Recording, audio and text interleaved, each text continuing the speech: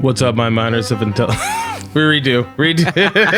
No, just roll it. I can't do it. We're just rolling. We gotta redo it. Come on, we have to redo it. We gotta redo it.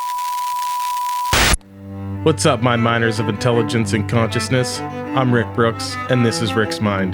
Today with me, I've got friend, podcast host, motherfucking Nick Ramos is in the house. What's up, Fat Nick? Cloud Ripper. Thank you, man. Yeah, Thank you. dude, you're on the jewel. This is a fireside chat. This is episode 100. This is a feat. We had to bring out. Cue the confetti overlay video.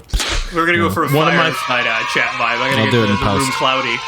Yeah, we gotta get one of my favorite people. You're one of my favorite guests. I found this guy because I'm a history nut, and he had a glorious podcast. I reached out, and I don't know, we've kind of kindled a nice little friendship of being in the same space. So, dude, wouldn't want to do it with anybody else besides DeMarco, you know. But other than that, man, you're the guy. Episode 100. He's a sweet guy. He's the sweetest guy. I do what I can. He's a sweet. So what have you been up to, man? Are you still producing? You're still making the history of the Cuban Revolution's pod, correct? Yeah, I treat it like a redheaded stepchild. Like, I have neglected that podcast so much throughout the years. I get, like, sometimes I just go on, like, 6-month hiatuses, and I get mail, like, are you dead? Are you okay? Are you finishing it? But I'm back to, like, working on it more regularly now. I know. Nice. Yeah, you just dropped an episode in July, so I got obsessed with it, dude. It is amazing. But I get it, man. Like the podcasting game, if you still have to work, is hard, and I'm in that boat. But I don't have to do as much intensive reading, research, writing. I think you even fucking sent me. Some of the production of this is like 30 pages written out. Fuck that, dude. No, I couldn't do that. It's an insane amount of work, and like when I was doing it more actively, like I got to like 130 on a Patreon or something, and I was like, holy shit, $130 for like the podcast monthly. That's pretty good. And then I proceeded to like not make an episode for 8 months, just be a fucking asshole, and I never paused it either. Because more were coming out, right? You're paying for the perspective, whatever. But no, now I'm back at it. So hopefully, more regular stuff. Well, you also turned down some. You've also turned down some ad placement opportunities too, which I find insane. Because like if someone offered us an ad placement for like dildos, we would do it. We would definitely. I would definitely do it. Like on those viral Twitter threads, like right below, where it's like like a snack be hitting different. Come get your galaxy lamp here on Rick's Mind Podcast. Or like what was that trend on Twitter? Like what was that trend on Twitter last year, or the year before, where it was like someone would post some sort of like set up tweet for a huge thread, and it just was to advertise some weight loss product that everybody was doing. How do you guys think an ad read for dildos would go? Like how do you? I'm just trying to think of how I would do it. Like, would it be if it were like for adamandeve.com? Yeah, like here at dragoncock.com. At least other podcasts, they let you do whatever the fuck you want. So it's like, go ham, shove it up your ass. That's what it's for. You just got to hit the facts. I think as long as you hit the facts, you're right. You can riff with the idea. They normally send you like buzzwords or like phrases that you have to have in the ad, and then the rest is kind of just like do whatever. I feel like how I would start it out would be like this. You guys ready? If you're concerned about health, fear not. This is the highest grade silicone for you and your girl. Jarubi's Dildos. Ruby's Dildos? Use the code Rick, R-I-K, to save 10%. Yeah, when you're using your dildo, be sure to think of the Rick's Mind podcast. No, they need to be made out of hemp. They would have to be hemp dildos, like because we're all about sustainability on this show. Our friends at the who are environmentalist buddies. God, what? Micah Nelson's big on hemp. Yeah, no, Mike, no. Scientist Rebellion. They would kill us. It'd have to be sustainable. It'd have to be, yeah. I mean, maybe I don't know enough about silicone to say if it's sustainable. Yeah, we need to follow up with them. They're trying to get back on the pod. We have not been good at getting. What other materials could you make out of Flex Seal, or like, could you make a dildo out of Flex Seal? Like, I don't know. Dude, you can make a dildo out of tape and balsa wood if you wanted to. I was gonna say, because you can buy it into like the big can, right? And you can just pour it into an injection mold. John, are you speaking this is from when he's experience? the sound engineer. No, I'm just like, these are the things that happen in my brain. Like, you said dildos, and I'm like, what could you make dildos? Could you do Flex Seal? Because I'm obsessed with, right? I'm obsessed with Flex Seal. I want to make things out of it. Just because, like, the dude made the fan boat out of like mesh and Flex Seal. It was like, when the fuck pull that up? I want to look at that. So Nick, we've switched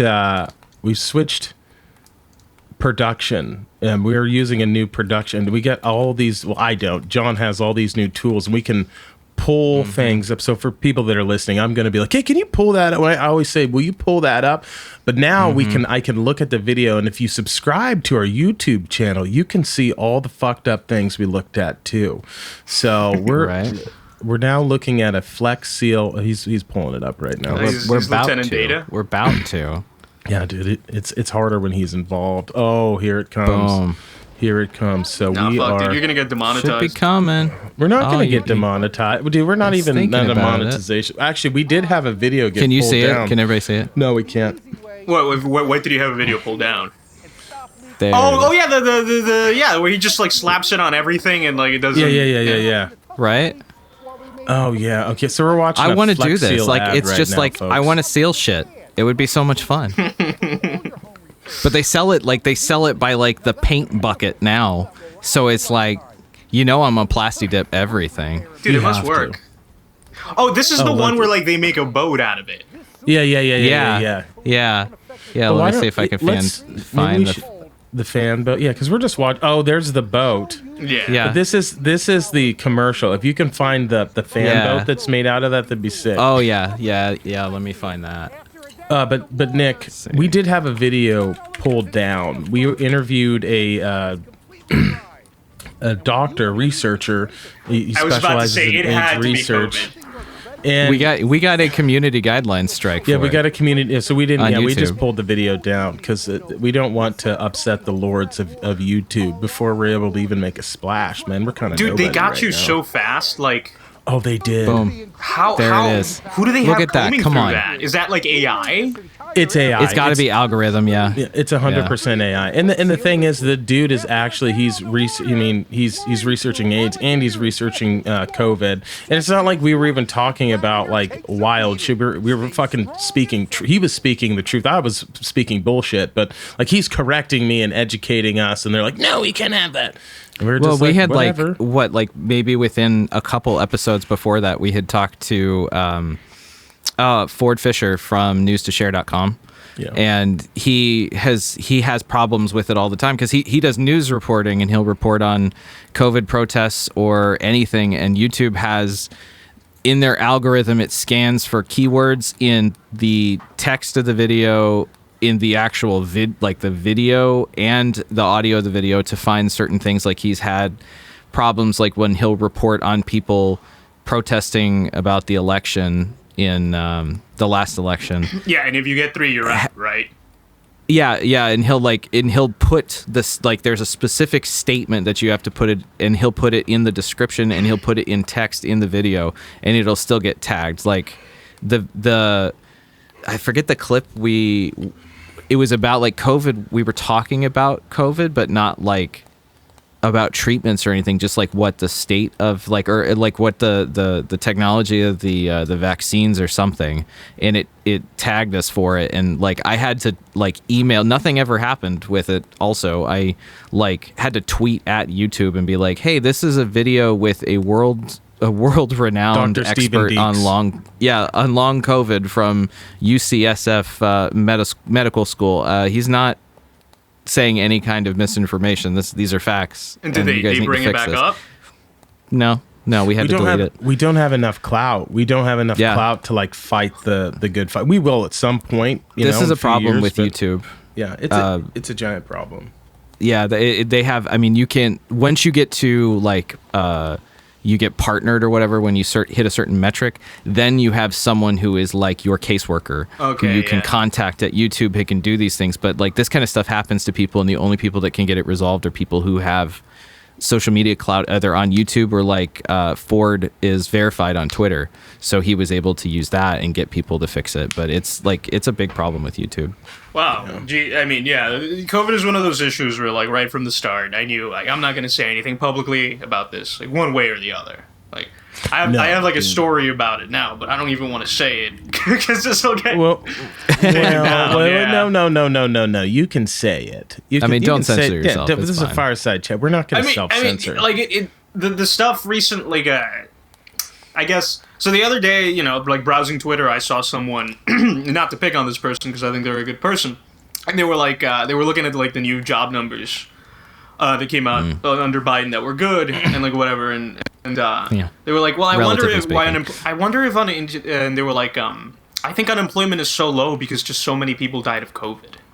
And I'm like, what the fuck are you talking about, dude? Like 1 million. It's like only a million people only a million people died. In the United States, it sounds harsh, but like 1 million people died of COVID. Most of those people were like at or near retirement age, and like 1 million in the U.S. job market is less than 1%. Like. Right. That number wouldn't. So I don't know. It gets a little silly sometimes with that stuff. Well, and you're leaving out the whole part that they've like several times over the past like decade changed the way the statistics are grabbed so that they don't count Obama, certain types of people. The big change? Yeah, they changed it during Obama after the 2008 crash to make it look better instead of if the statistics were done the same way they were prior to that, which they had been, I think, since inception, or at least for a long time. It would show that the job market never recovered from the 2008 crash, and we're still in a deficit from that. What was the changeover? It was that people who were no longer looking for employment are not counted, right? Yeah, after a certain period of time as well. It wasn't just like if you were looking for work and you haven't found it and you've been unemployed for X amount of time, you're no longer counted, and not even if you've just decided not to look. Because it used to be if you've decided not to look, but you're unemployed, but you're looking and you've been unemployed and looking for 3 years, you're still counted. Now it's like, I think like a year and a half. I can look that up. Here's what I'm curious about, Nick. Did you engage this person on Twitter? No, dude. I'm a very peaceful guy when it comes to like online conversations. Like I don't like to get into online arguments. Me too. So like I don't know, what was I gonna say? Get into like a protracted argument with somebody over some COVID stuff? Nah, just let stuff. Let people breathe. I don't care. That's what I do, man. I'm terrible. I'm not even like, I barely on Instagram. Like I need to be like, trying to grow the show and spend every waking second on Instagram and Twitter, and I just can't do it. You can't even do it. No, I can't do it. I'm like, I want to go outside. I want to go to the gym. It's not. I have someone that does it, but and we're ramping that up. But it's so fake. It's not real. I want to sit down and talk to someone. That's kind of how. I only talk shit face to face. Like me too. Yeah, I only talk. Yeah, when the consequences are going to be dire, right? Like I only get yelled at in person. Like when I did the Ukrainian thing and like a Ukrainian guy yelled at me. I only. Yeah.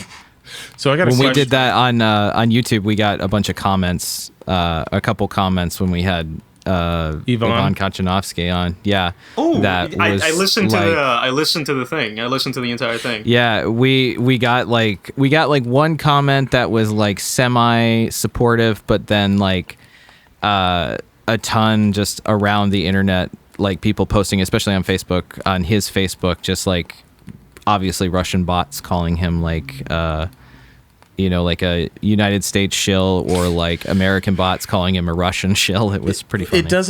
And see, that's the one thing during the interview I had to reiterate. Like, you are not pro-Russian. Like, he is definitely super anti-Russian, but like the case that he makes, in my opinion, and obviously a good place to watch this would be on YouTube, because we have it's completely transcribed, so you can read he's subtitled on there.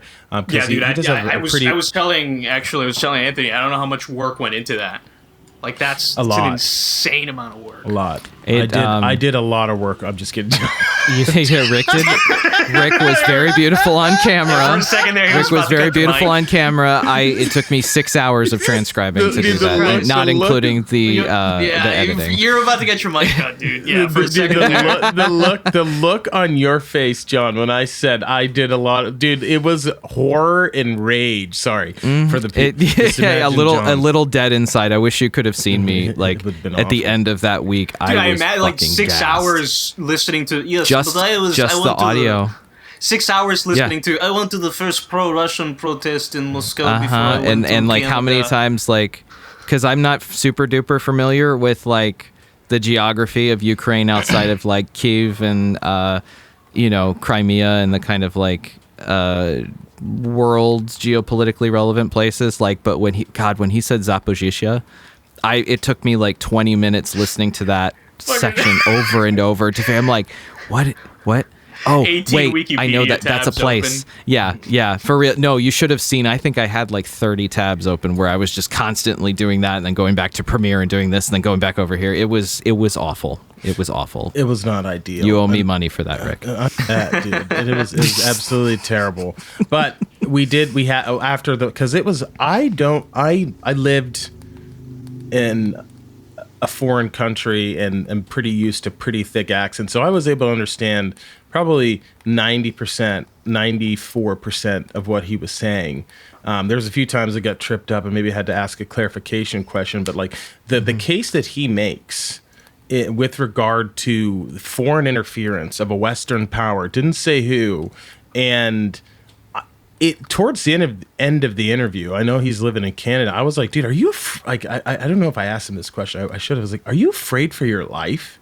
Like, are you fearful of your life? Like the shit that you're writing about is pretty intense. You're calling out the Ukrainian government. Like you sound, if someone's not listening to the full statement of your arguments or the full, like your complete full statements. If we wanted to be nefarious and clip this out, you would sound very pro-Russian, but you're really telling the full story of how fucked up this situation is and how really nothing is as what, nothing is as it seems, I mean, he's talking about like people who are willing to do false flag attacks on their own people. Like he's talking about and I mean, like if you just let the facts play, it's like one paragraph is going to be pro-Russian, the next one's going to be pro-Ukrainian, and then back again. Like it's just so much shit. I did find just taking in like the full context with like the breakdown of like the Maidan stuff he did. Yeah. Like, he's saying some shit that can get you whacked. Like he's talking about like false flag attacks, people shooting their own people to like spur international events.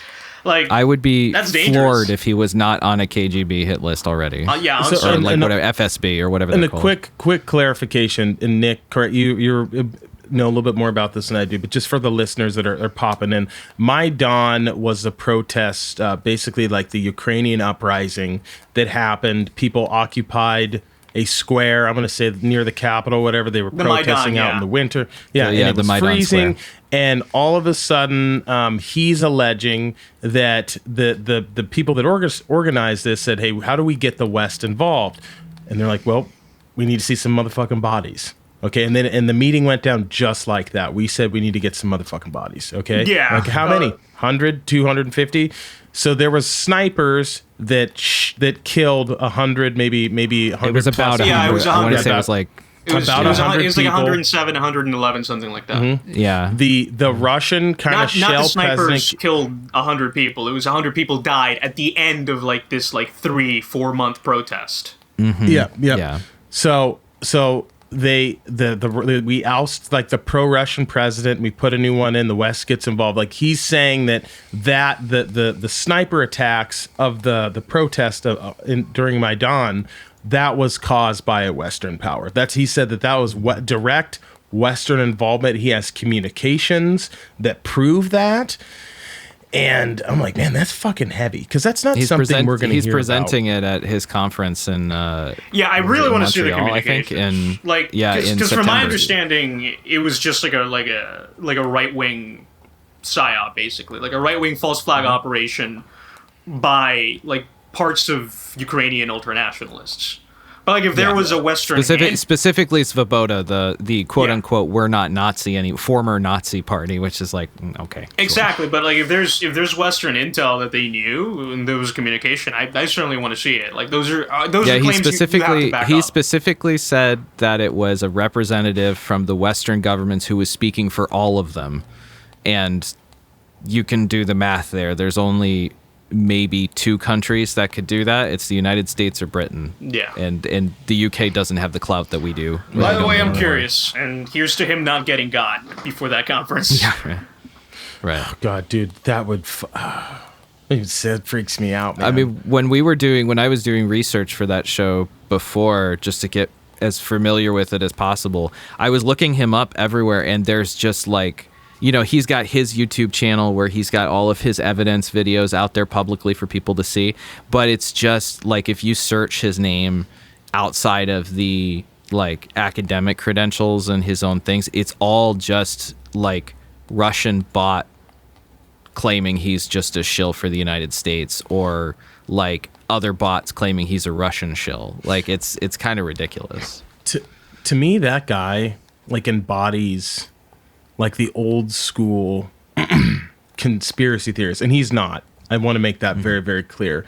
But if you look like in the early 2000s, a lot of conspiracy theorists were just people that were really well read. They were professors. Yeah. They were people that followed history and were able to track trends and were able to like start an online discussion through various channels. And I was kind of deeply into that, and they would talk about things in an open and like kind of like the intellectual dark web, if you will. And they had facts, and you could just kind of explore the different narratives. And like I hate in modern day society that the word conspiracy like automatically writes someone off, because there's a like if you look at, he's the most cited person on the planet with regard to Ukrainian politics and whatnot. Like it's insane.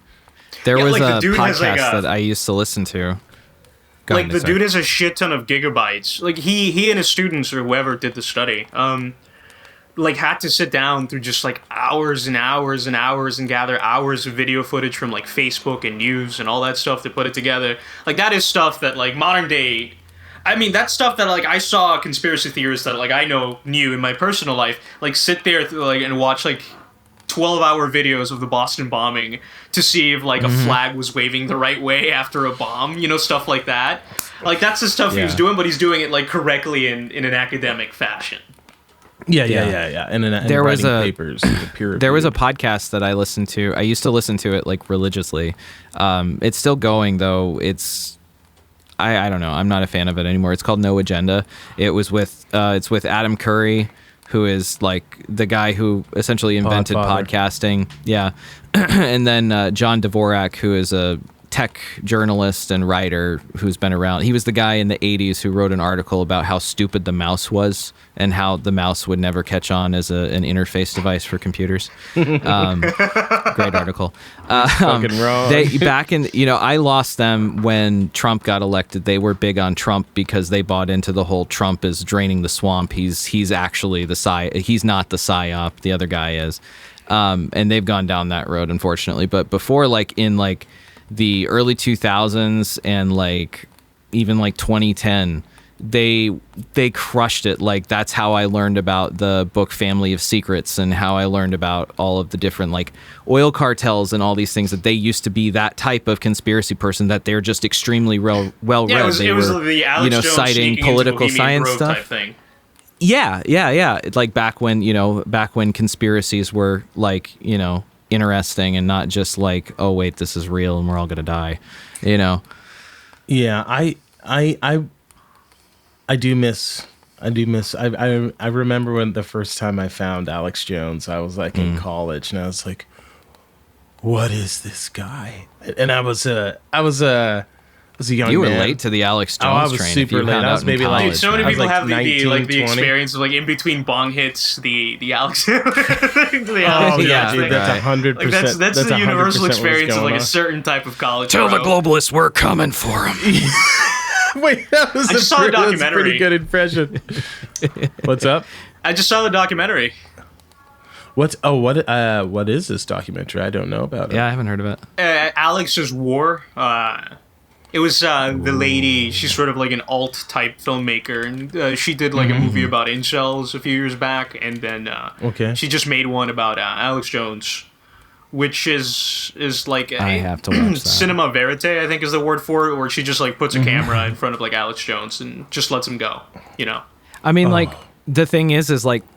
He lost me at Sandy Hook when he started doing the shit where like he's like on trial for now and going to be like gutted for. He's paying $4 million. 40 he's paying million. $4 million plus a bunch of like what the hell are the other type of damages called again? I'm drawing punitive, I believe. Huh? Punitive damage, something like that. Yeah, whatever. I think that are like I think so. I think overall he's paying like $12 million because in Texas there's like in a bunch of states there's a cap. So overall he's paying like 12 million or something like that. But like he's going to be $49 million. Damn, did you just pull that up? Yeah. AP. So it's real. More than $49 million.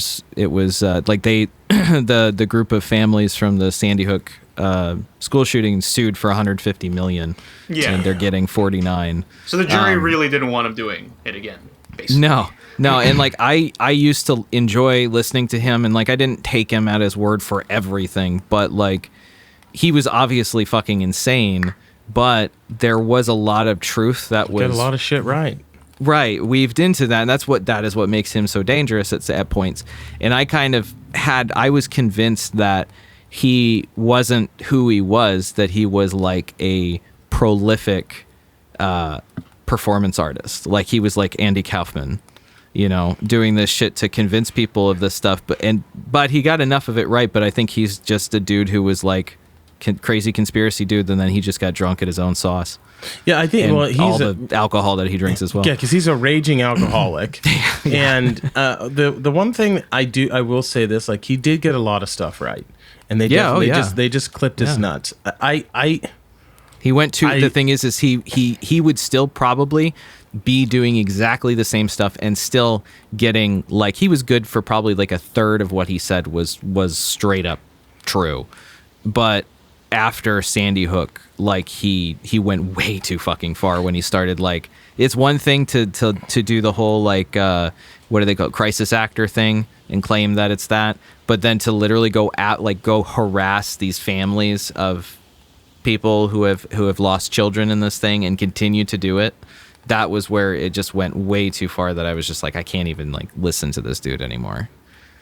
And I don't know when I stopped listening to him. I probably went, I started listening to him again during the whole Ukraine invasion. I was like, whoa, I guess I was wrong here. I'm back on the InfoWars train. No, because, John, I pulled you back into that world, too. You did, yeah, you did. Yeah, I did. Because there was a bunch of things going on around about him, like online, where it's like he kind of predicted this war. And I was like, gosh, I got to check him out again. Let me dive into this. I mean, if we want to get conspiracy, he was probably just a CIA psyop, or he was they put him on a train and got him to say crazy shit. Like they were probably feeding the shit about like growing, what was that, genetically enhanced pigs that can weave spider armor and like pig stomachs and shit like that.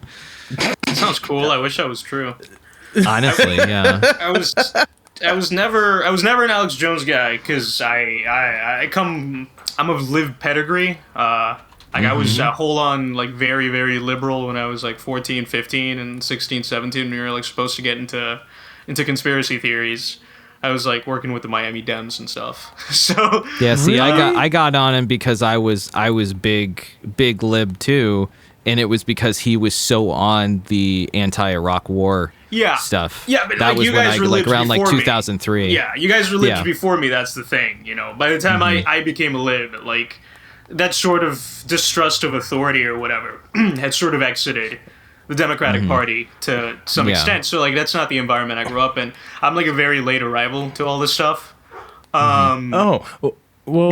Let me welcome you in. Do you want to know? I mean, you got to start thinking, because listen, let's throw cred down though. When are we talking? Like I'm reading the book Crossing the Rubicon when it came out in 2004 and ranting about George Bush, wanting to invade Iraq and, high school lunch in 2003. I want you to pull something up, because this is why I don't ever trust.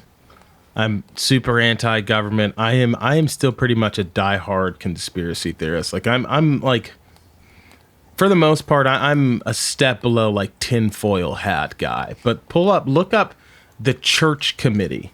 I think this was this is what got me into conspiracy theories. Okay, there you go. Nice. Oh, dude, these guys found out. A bunch of senators found out that the CIA and all these CIA, NSA, FBI, they were all IRS. doing these fucked up things. This goes into like dosing people with LSD and making them insane. Looking at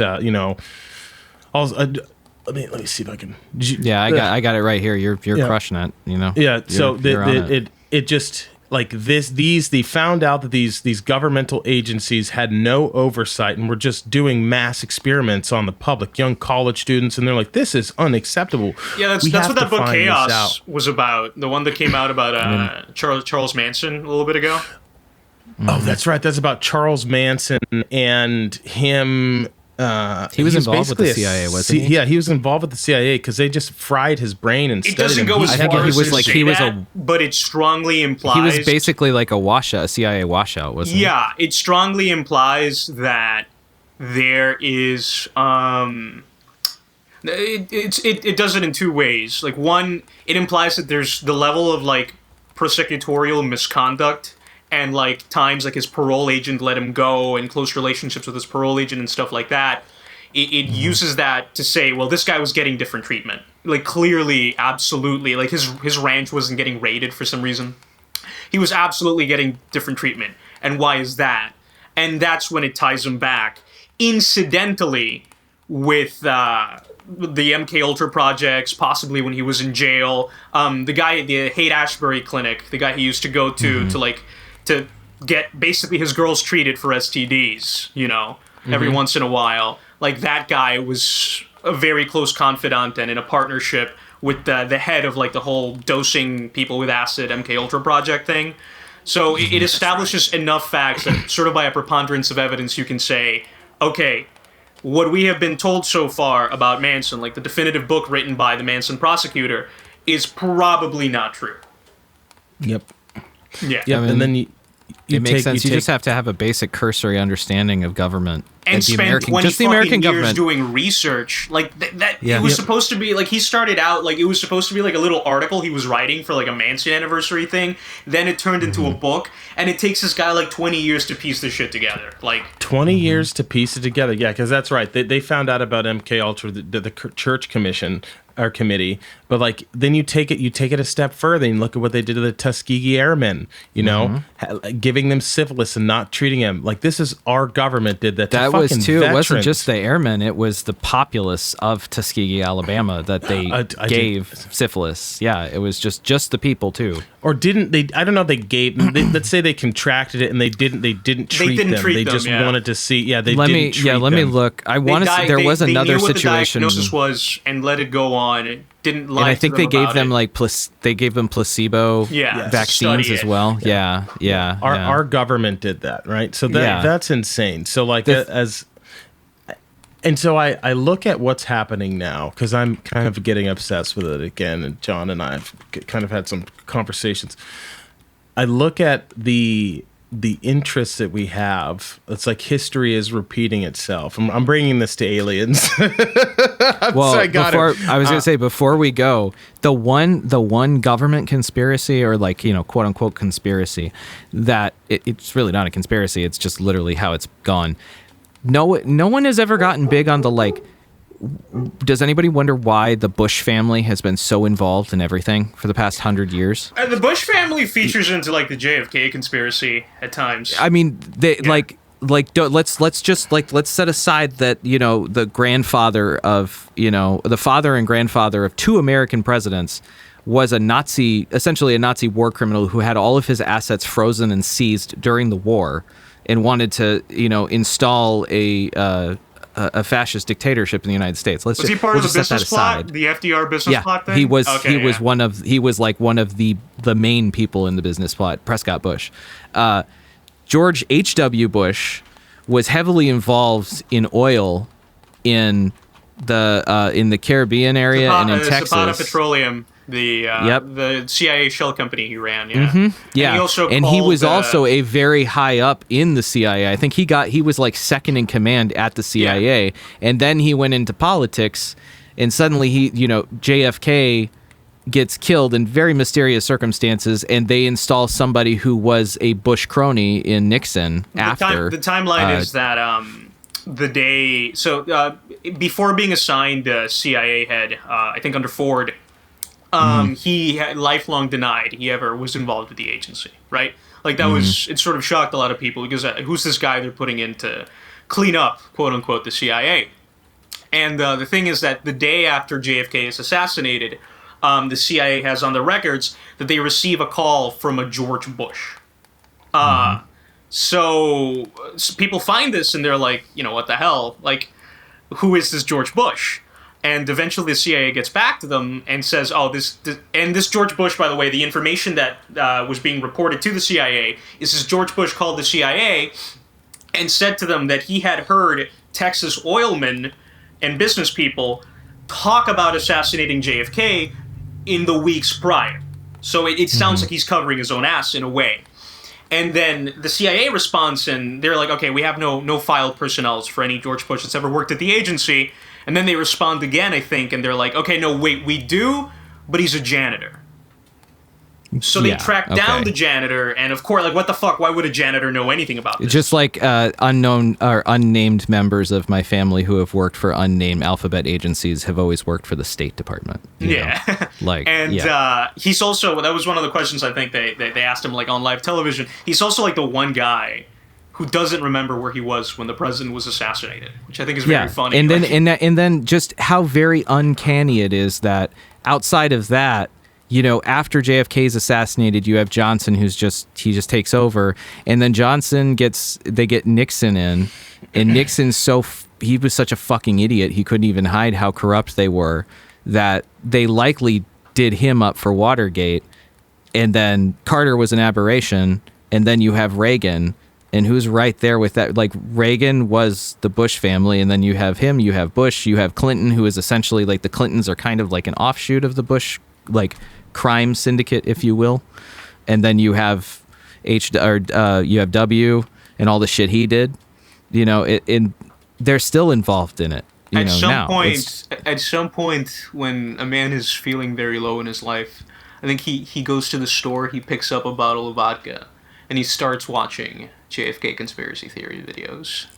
I think that's like a universal experience. That's how I got into it. I mean, it's amazing how, like, all of this shit, like, the trajectory of the United States. That's how I got into it. Like, at 7 a.m. drunk watching the Oliver Stone movie, being like, can you believe this shit? Fucking 2018. Can you believe this shit? At 7 a.m. texting people. They fucking killed my boy.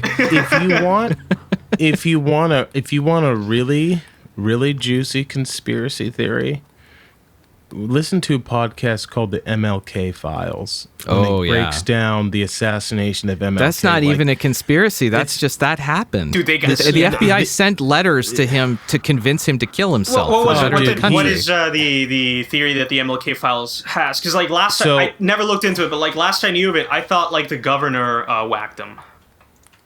No, and I'm not going to give it away, but basically, and who killed MLK? It was the FBI. We know it was the FBI. No, it was probably the FBI. I can't think of the guy's name. Hold on. James Earl Ray is Elijah is Muhammad. Completely, that's the guy that allegedly shot Martin Luther King.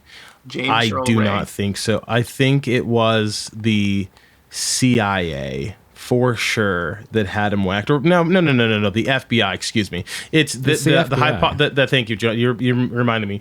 The FBI, like J. Edgar Hoover hated this man, and like when Hoover was fucking crazy. Hoover he's also gay too. Like, yeah, well, I mean, that's the part that's not the worst part. Like, no, I'm not saying that. I'm just saying that's a thing. Agency started by devious gays. Yeah, right. The cross-dressing trans people. No. Allegedly, he was a cross-dresser too. Not allegedly. He was for sure. Okay, yeah. So was Sumner Wells. I just discovered this. Also gay. Mm-hmm. Yeah. But what I was saying is so this guy Hoover is constantly watching MLK. He's sending him letters, and I think they allegedly paid 2 people to take this guy out. I'm butchering this. It's been a long time since I've heard this podcast. It's an investigative journalistic podcast, but I'm listening to this the second we get out of this. By the way, yeah, you have to. I'm on the MLK conspiracy train now. Yeah, the MLK there's a lot of questions there. The 60s and 70s were a wild time in American I had to politics. When you listen to the J episode, you'll get to hear it, but it has like a 30-minute introduction about like the 60s and 70s, mainly about what J meant to the radicals of that time, like people like the Weather Underground, the Black Panther movement, and all that. And I had to read a shit ton for that. And I was, holy shit, dude. I'm like in the 60s, 70s conspiracy hole, particularly deep right now. So I'm listening to that right away. With all the MLK stuff, that what kind of put me on the train too, because before I didn't really think of it. I knew he was assassinated, but I was also a child, right?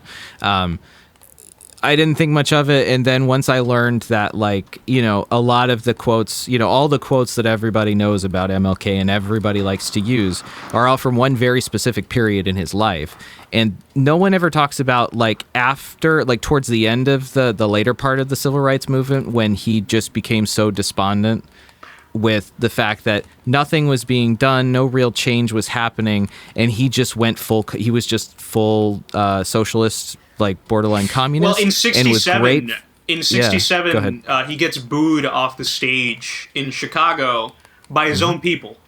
Because at that point the movement was Black Power, and MLK was not down with the Black Power thing.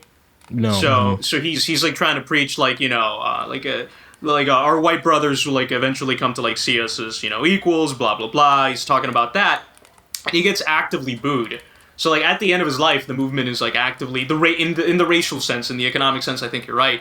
In the racial sense, the movement is already running away from him by the end of his life. So I think it's interesting to see how they never talk about. Yeah, and no one ever talks about how his speech and his statements were far more radical than what he was saying when he was giving his speech on the Lincoln Memorial and all in that period. But his speeches got more radical, and when the government decided to whack him, it was essentially when he started speaking against the war. When he started speaking against the war, and people started coming to him and being like, hey, this is what we're doing in Vietnam, it's not good. That's when he started to, I feel gain a little bit more momentum. Mm-hmm. And I didn't realize this, and they kind of cover this on the podcast, that this dude, they start looking at him as a potential presidential candidate. And that's when his fate was pretty sealed, because he was able to oh my God, can you imagine? That's a super what would his legacy be if they didn't get him? Yeah. Yeah. If he made, because he starts speaking out against the war, getting support, right? You starting to unite people, starting to talk about social problems, starts to kind of transcend race, right? And then they fucking kill him. But right? At the same time, at the end of the decade, he's operating in a period where the movement no longer wants to transcend race. The IT movement at the end of the decade that radicalizes into a core, particularly in the North, right? Like you said, nothing was changing, nothing was being done. So when the civil rights movement leaves the South, where the signs of oppression are a lot more visible and have TV cameras, and goes north, where it's like things like housing, like in Cicero, when a middle-class family tried to move in, and like the entire town came and burned their townhouse. Like stuff or the like Tulsa, that. or the race riots in Tulsa too. Yeah. Even though that was earlier, but that same was kind in of 20s. Yeah, so well, the other Wall Street. The other aspect of it too that's interesting is the FBI, because so my grandfather was an FBI agent for his entire life. He retired after 30 years, but he was still doing work for them up to the almost the day he died. There was a kind of internal schism in the FBI. You had the one part of the FBI that my grandfather was in, that it was World War II veterans and people that had trained to fight wars and were actively doing counter-espionage against the Russians, both domestically and in foreign ways. And then you have the other side of the FBI that is your typical, your slave drunk patrol Irish cop. cops. Yeah. And that is the facet where Hoover came from, and that's the facet that ended up driving the FBI forward from then too. They don't really do any more domestic surveillance anymore. It's all they do sometimes. It's really only in support of bigger ops with other agencies. Plus now they have the NSA that can just turn on the microphone on your phone and listen to every room in the country, like Batman, Oh, don't even get me started. You don't really ever know if your phone is shut off. You could turn your phone and they can access that and actually turn it on. That's something the that NSA Snowden has brought up. Yeah, and the NSA, this has been known before Snowden. The NSA has a history of working with the one specific example I know a lot about is when they worked with the RCMP, the Royal Mounted Canadian Police, to build their data harvesting infrastructure in Canada for domestic surveillance. And the NSA, they've done this with a lot of countries, and they did this with Germany. They did this with the UK, I believe, after OSI was folded after World War II.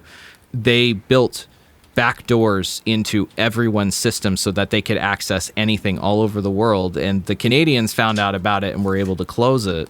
And I think that was in in maybe the early 2000s or late 90s.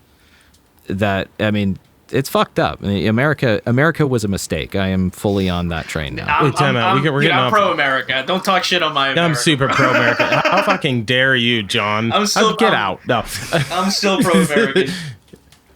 I'm super pro-American too. I'm pro-idea of America. We're way off in the weeds, John. You let us. That's what I do. That's why I'm here. That's why I'm here. You're Nick. I want to get back to the '60s and '70s. I also want to bring up Fred. Aliens. I want to bring up Fred Hampton too. Have you looked into that one? Yeah, about Fred Hampton. I think it's well Fred known. Hampton. I think that's the clearest case of them clearly whacking someone. And for the listeners that don't know, Fred Hampton was an activist, I believe, in Chicago, Illinois, in the '60s. I think he was killed in '69, and he was definitely murdered by the FBI. That you can Google that one. Yeah, they gave drugs to put in his drink to knock him out. Yeah, so he would December 4, and then 69. they went into his house. A bunch of agents did and fucking murdered him. It was a hit by the FBI. And he was 21 years old or something like that. Just this crazy, no, he was amazing. A little older, I think. Was he a little older? He had been in jail for a few years now. No, he's 21, dude. Dude, Fred Hampton was 21. I'm sure. I'll bet you dinner. Nah, dude, no, I'm not taking that bet. Hold I'm on. not sure. I can settle this. Because he was in jail for 3 years. Yeah, he died age 21. Holy shit, December Fred 4, Hampton's a 1969. lot younger than I thought. My God, impressive guy. Wow. The shit that because it's hard to believe because the shit that he accomplished in his short time on the planet organizing. I mean, it's interesting because this is when a lot of the gangs that we see now stem from the Black Panther. I may be a little bit over my skis here. No, Black Panthers were you're involved in that. So definitely at a certain point, the movement. The Black Panthers are just the beginning of the movement, right? Eventually, the Black Panthers, through their own internal problems, and the FBI does set them up to fail in many ways. and the organization itself has its problems, does splinter off into like more and more violent stuff. Like there's the stuff with the Soledad brothers, right?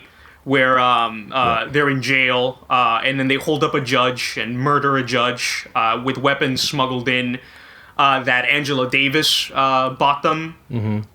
There's the Senegalese Liberation Army, which I forget the daughter of who they take hostage. Shit. The daughter of which famous magnate do they take hostage? Dog. That's we're way over my skis. I am looking right now. Basically, they splinter off into like a bunch of terrorist groups, and like these people like have like a massive shootout with police out of a house, and then they kidnap the daughter of It wasn't Hilton, was it? No. Senegalese Liberation Army. What year was this specific one? Because they're still operating. It's like early 70s. Okay. I'm working on it. Are we sure they were the Senegalese Liberation Movement? Is that what they're called? What the fuck was their name?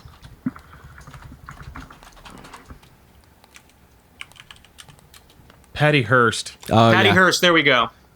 Yeah, Patty she was Hearst. a part of it. She was in on it. Yeah, they kidnapped her. They kidnapped her. That's how they figured out. They found her is actively robbing a bank with them on the security cam footage. Yeah, they kidnapped her according to like the memoirs or like whatever. First, they started off like coercing her into sex, more or less raping her. Then she started going along with their heists, and it all ends in like a big brutal shootout in like a neighborhood, I think California. So like the movement, and there's also, here's another one. I think the Young Lords in New York, which are a Latino gang, they take over the Bronx Hospital. So the Bronx Hospital was condemned. It had been condemned since the 1950s. It wasn't fit for use, and it attended the entire South Bronx. So here's like this one shitty hospital. It has one bed per like 30,000. One bed per 3,333 people out of the entire South Bronx in a condemned building that has lead poisoning, that has no AC, even in the surgery units. So at one point during the early 70s, the Young Lords take over like the psych ward department. They just like come in, they strong arm the city with guns. They like go to like the offices in the cities where they actually like would like prescribe drugs and stuff. And in part, the Young Lords turn the psych ward of the hospital into their own drug operation. So... What? Yeah, no, it's an insane thing. They fucking took over a psych ward in a hospital, right? In like a shitty condemned hospital that nobody wanted to give funding to, despite the fact that it attends an entire borough in New York City. So... I mean, like, even like Malcolm X was assassinated, and they said it was... Yeah, and it was an inside some job. Nation of Islam. Yeah, Nation of Islam whacked him. Yeah. Yeah, I mean, but like also that could easily be done by a government, agency. I think that they did because Nick, do not lose where you're at in your story. But I do want to. I think that they did because when Malcolm went to the Middle East, and basically like this is how he was like a dignitary, right? And then the United States government actually had to issue papers like. Any deal that he cuts with the Arab world, we are not honoring. Like he was treated like royalty over there. When he saw what Islam was about and then the version that the nation was teaching, he realized he'd been lied to. And that's when you see the more peaceful Islam. So I think that there's definitely a motive for them to take him out. But Nick, back to the Young Lords thing, because I did not know this. Yeah, that's an insane thing. They're just like a bunch of like these little micro stories that are lost about how crazy the 60s were. Like at one point there were like 100 or over 100 bombings of government buildings in a year. Done by groups like the Weather Underground, right? Like the student movement that eventually came out of the SDS. And, they would openly like when the Manson murders were announced. I think Kathy Bodin, maybe, who was one of the leaders at that point, like openly was saying like, "Good, I'm glad they stabbed those pigs. Like, great." And all of these people end up, they blew themselves up in a Greenwich house. One of them started getting really into bomb making, and they were going to deliver a bomb to an army dance in Jersey. And by mistake, they blew themselves up in a Greenwich house, actually next to the house where Dustin Hoffman lived, interestingly enough. He had a hole in his wall, which is like a little known detail. But yeah, like they bombed like a shit ton of government buildings. They never really killed anybody, but maybe like one person, but like or like three people, but that's disputed. It's another one where there's the bank robbery with also SDS members driving, and I forget what of the radical groups. They try to do a bank robbery. They get into a shootout with. They kill I think 1 or 2 security guards, and then they're caught. And the interesting thing is that, most of the black radicals are either killed or go to jail for a long time, but most of the white radicals that come out of this movement end up being professors. One of them is like the head of like the Columbia Sociology Department. Obama actually held his first ever fundraiser while he was running for office at the home of David Ayers. And his wife, that was. I remember when that was a big thing when he was running for president. How he's friends with him. And he was an SDS. He was one of like the Weather Underground heads. He was like one of those like we're waging war in the United States, like FBI's most wanted list type people. Mm-hmm. So like it's interesting that all those just the fucking 60s and early 70s are insane. The amount of violence and people that was fucking going claim on that crime is out of control now, and it's like there were literally like open revolts happening 45, 50 years ago. Pretty much, yeah. Like just like active guerrilla groups running around, more or less. And then it's interesting to see, like 30 years later, they're like sociology professors and stuff like that. Yeah, I've got an idea. For a show now. After you wrap up the history of the Cuban Revolution podcast, I think we should go in on this. On the 60s? We do the 60s. What we start, this is like the radical movements of the 60s. We do the radical movements of the 60s, and we do it year by year, and we do the highlights of the year. And I don't know how often, but we could do it like Dan Carlin style. We could do a hybrid of. We could do it. There's 2 ways. We could do like a massive push where I think thematic is probably easier and better and like more listenable too.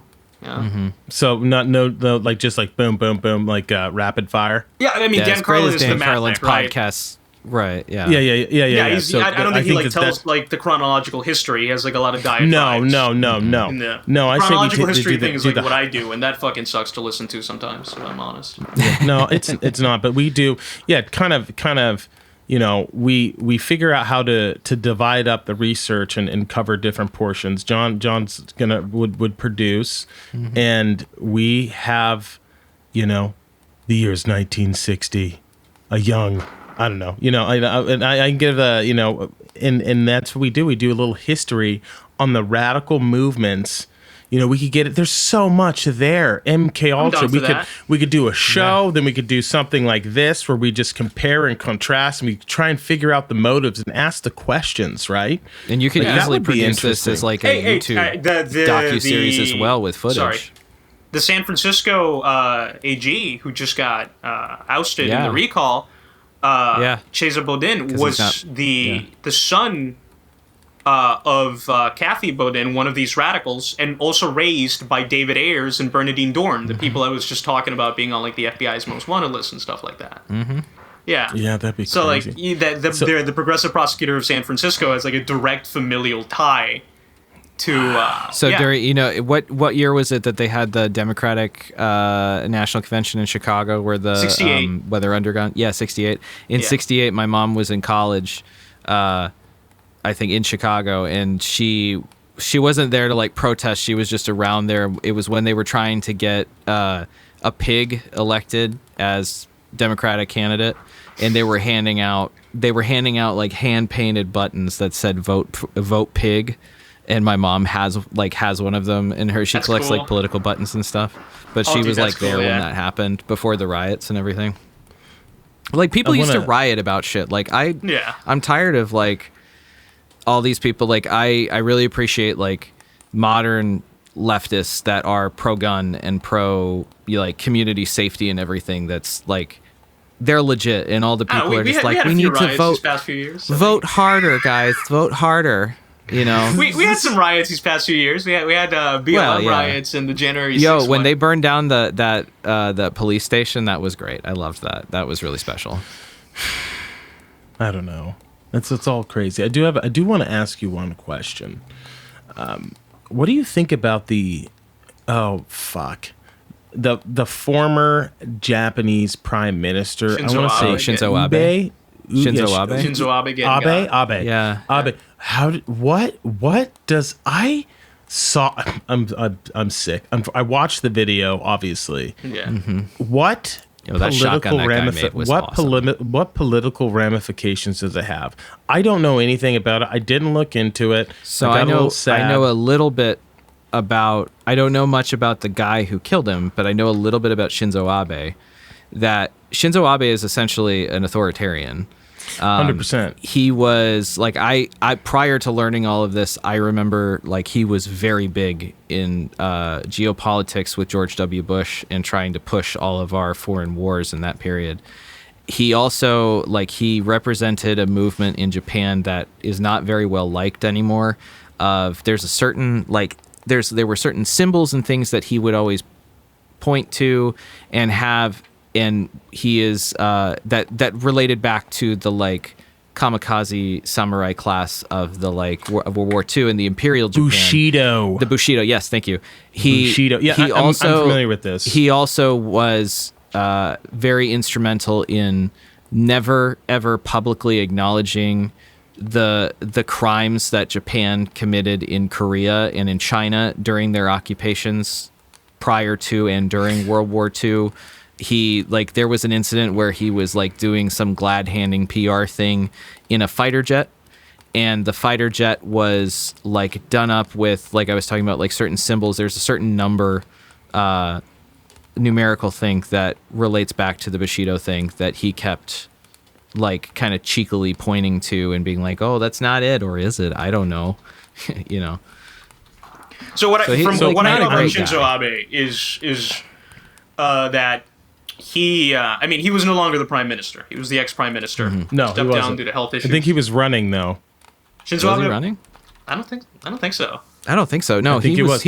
I think he was campaigning on behalf of the Liberal Democrats, which is the Big Tent conservative party of Japan that has pretty much been continuously in power since the 1950s.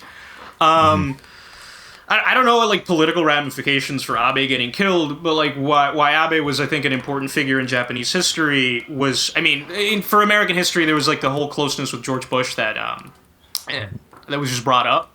Yeah, of course Japan's gonna be lockstep with the United States. We rebuilt them. we built them literally from the ground up. But it was after Japan's disgusting collapse of their asset bubble in the 90s, and the 90s is called the lost decade, which is a period of no growth.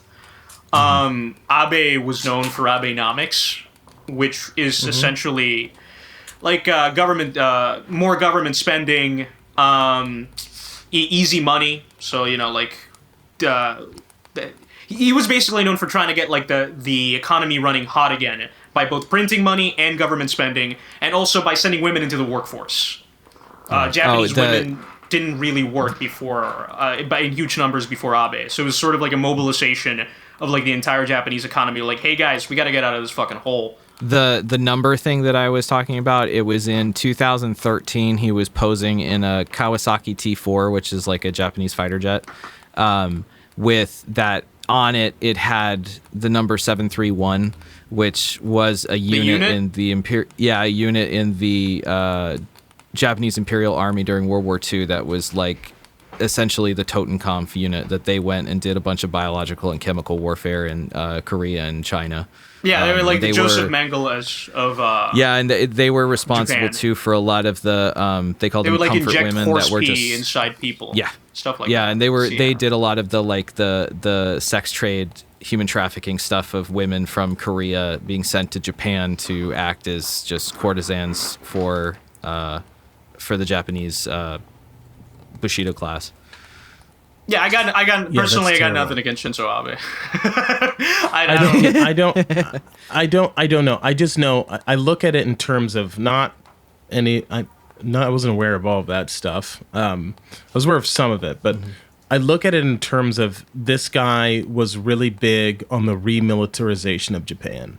He spent so much defense money. He increased defense spending,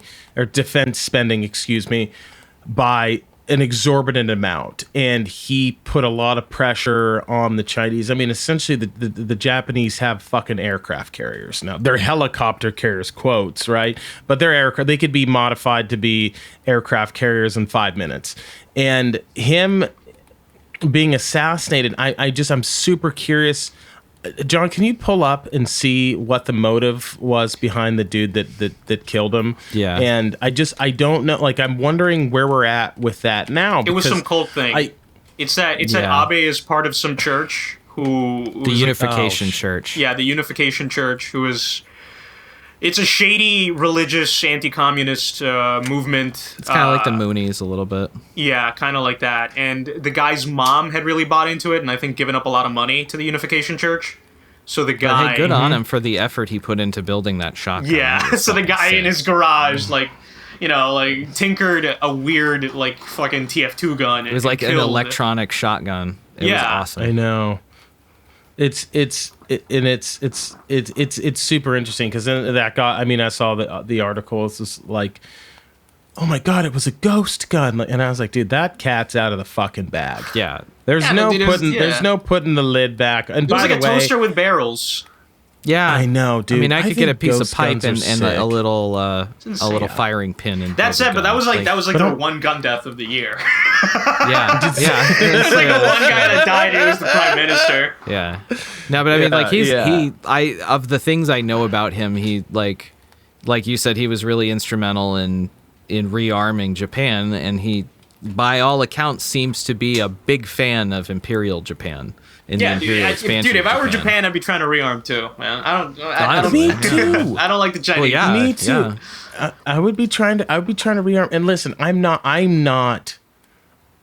a fan of Imperial Japan, right? Because I'm an American, dude, and that was a for the little war. time Imperial Japan was on top.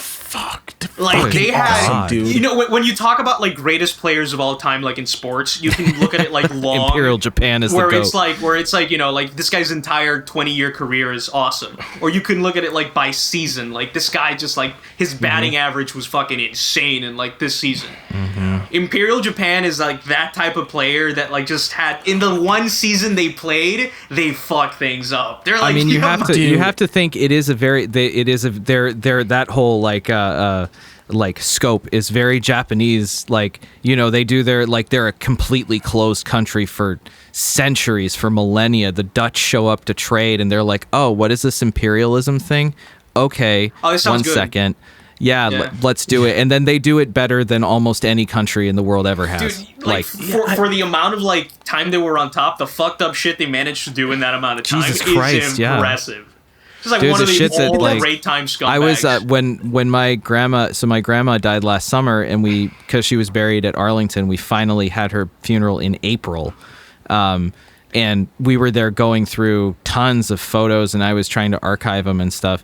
I was looking through several boxes of photos that my grandpa took on at the Battle of Sugarloaf Hill and in Iwo Jima and in Guadalcanal and all this shit, and just the fucked up shit in there is insane. And not even counting the shit that Japan did in Korea for 40 years they occupied Korea. There's everything that they did in China, which is just it's just laundry list of horror and horror.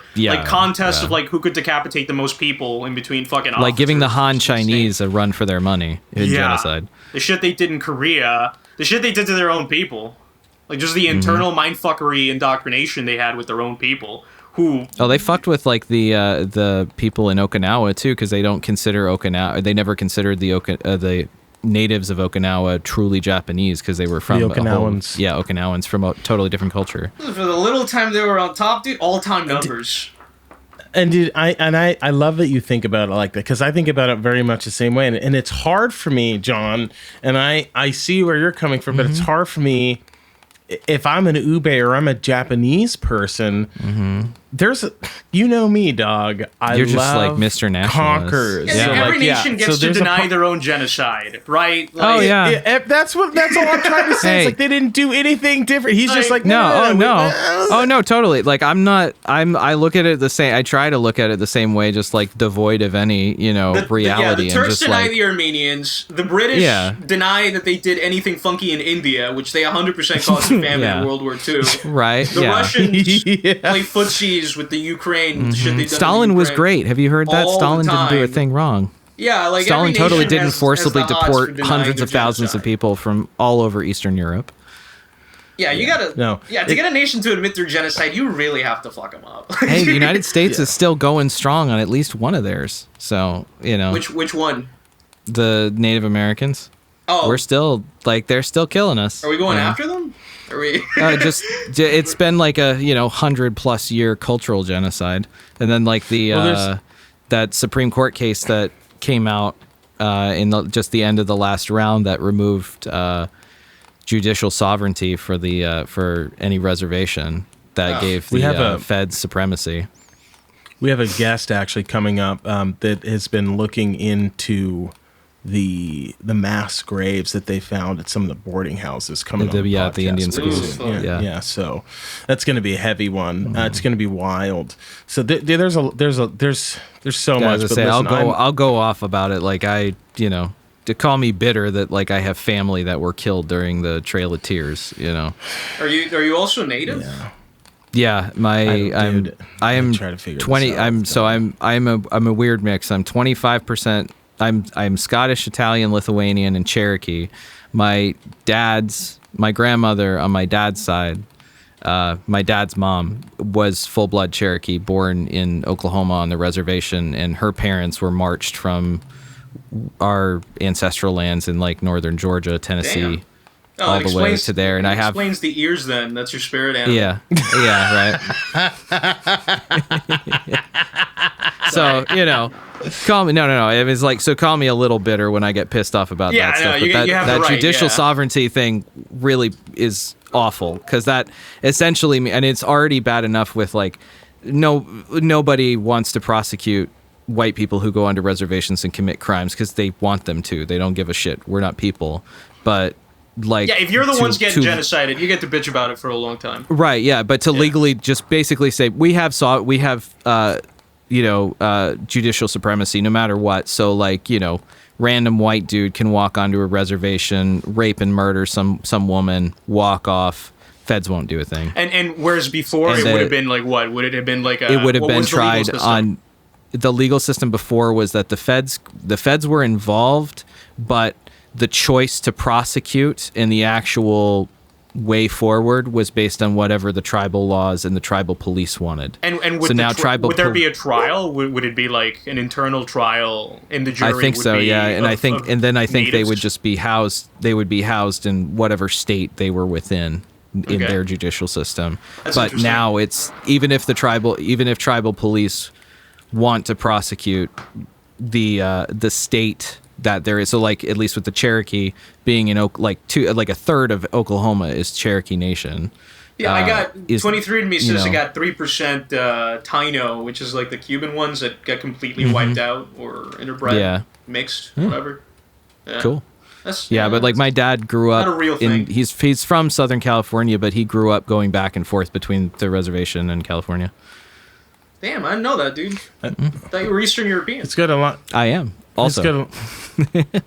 Yeah, just like I'm multifaceted. The people that got historically fucked the most. Do you want to go on about how my family were Jacobites and we had to escape genocide in Scotland to go to Canada? We're literally not getting into any of this. Some of the saddest people distilled down to the essence. My family has a history of being forcibly overrun by foreign governments, unfortunately. Yeah. So. Damn, dude. It's ridiculous. You got a losing bloodline. If we're gonna do the oppression Olympics, at least you know where you come from, bro. Mm-hmm. Not technically white. Not technically white. Yeah, I was gonna say not technically white on any side. Thank God. Saw that one like a mile away. Yeah. Yeah, he's been waiting. But listen, man. I want to be respectful of your time. No, you don't. I really appreciate you joining. Yeah. I appreciate you joining our 100th episode, dude. Yeah. Thank you. And we'll be back again when we get confused or we want to really. I really like anytime we want to talk about politics or what's going on, especially geopolitics. I'm gonna hit you up, and you and Ford Fisher and all the friends of the show, man. I really appreciate you responding to the request, to the email, and I that's what life's all about is taking chances and making connections, man. And yeah, you were one of the first like kind of had public persona that we took a flyer on to invite, and you were like, yeah, sure, hell yeah. Oh, thank you, brother. Appreciate that. So we appreciate it. Oh, absolutely. Thank you. We appreciate it, man. Yeah, man. So it's been fun, dude. Tell people where they can find you. Tell people about the show. All right, yeah. I have a history podcast. If you'd like to listen, it's a lot more like, I don't do racial humor on it. You can find me at Nick Ramos _1 on Twitter, and just go from there.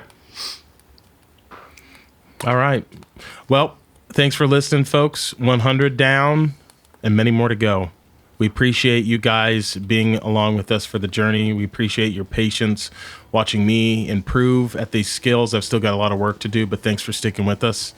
If you believe we're worthy, give us 5 stars on iTunes. Hit that subscribe button on YouTube, and be sure to check out the Clips channel as well. Signing off. This is Rick. Love you guys. Peace.